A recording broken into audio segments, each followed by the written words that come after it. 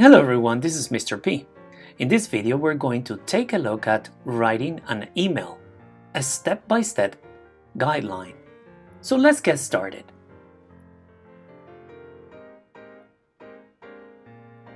Emails vary in formality depending on how well you know the reader and what your status is in relation to them.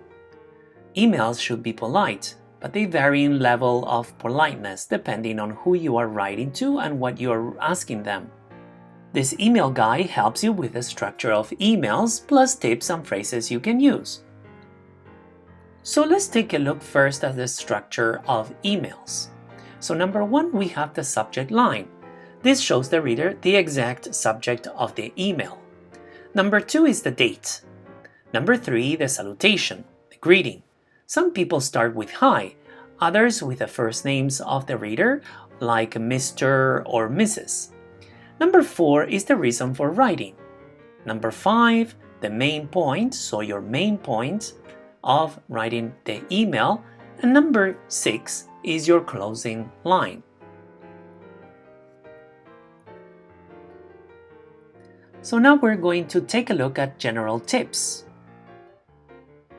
Number one, use a descriptive subject line. Number two, keep your emails short.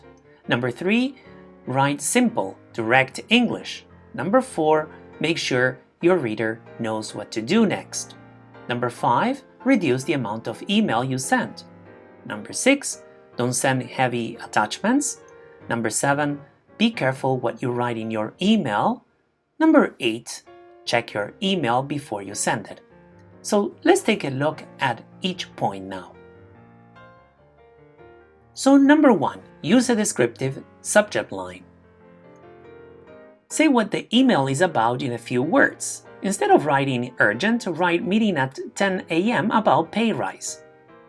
Use a subject line each time you reply to an email to avoid subject lines starting regarding.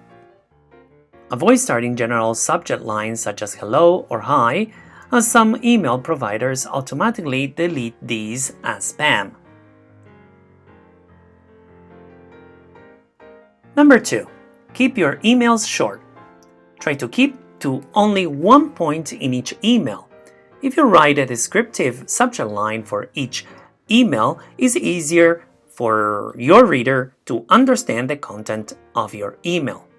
You don't need to quote all the previous messages in the one you send. You can quote only including the previous question, for example, by using the angle brackets, quote here.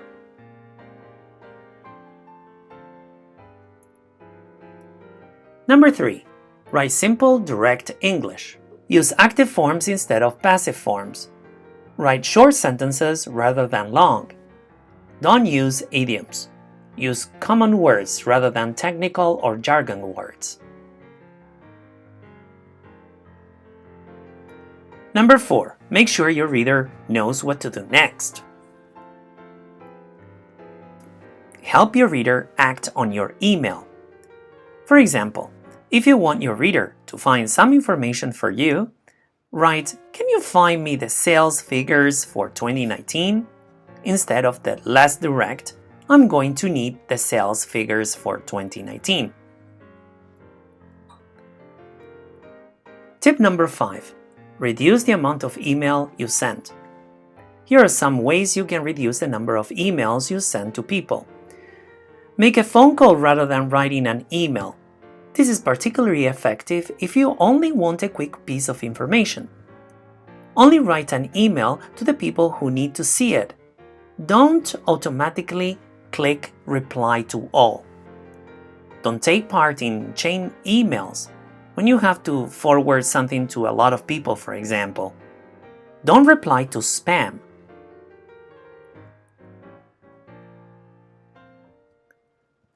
Tip number six, don't send heavy attachments. If possible, send a zip file or give web addresses where your reader can find information.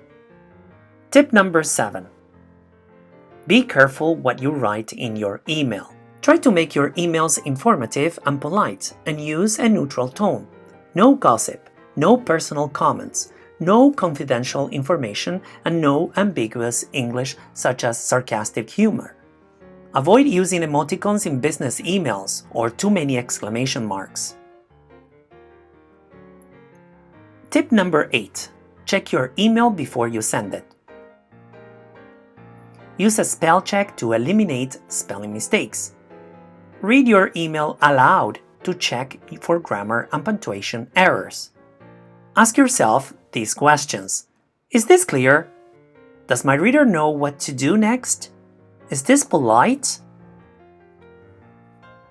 Now we're going to take a look at the language bank for writing emails. So we have for formal and informal email writing. So for greetings in an informal context, you will write Dear Madam, Dear Sir. Informally, hi, hello, hey, etc. When you start your email, you will write in a formal email, I'm writing in reference to, or I'm writing to inquire about.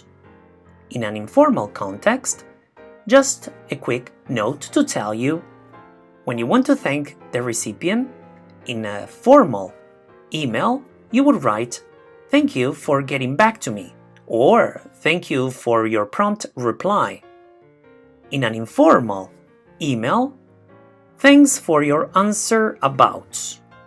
When adding your closing remarks in a formal email, you will write, thank you for your consideration, or I look forward to hearing from you, or would it be possible if you're making requests? In an informal email, instead, you will write, feel free to, can you if you're making a request. As a closing sentence, you will write in a formal email, regards, best regards, yours faithfully. In an informal email, speak to you soon. Thanks, love, all the best. Cheers.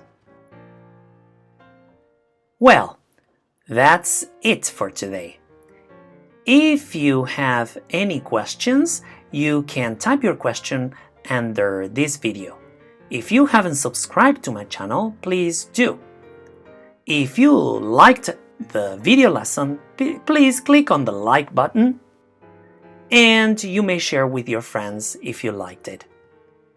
Until next time, take care. Bye-bye.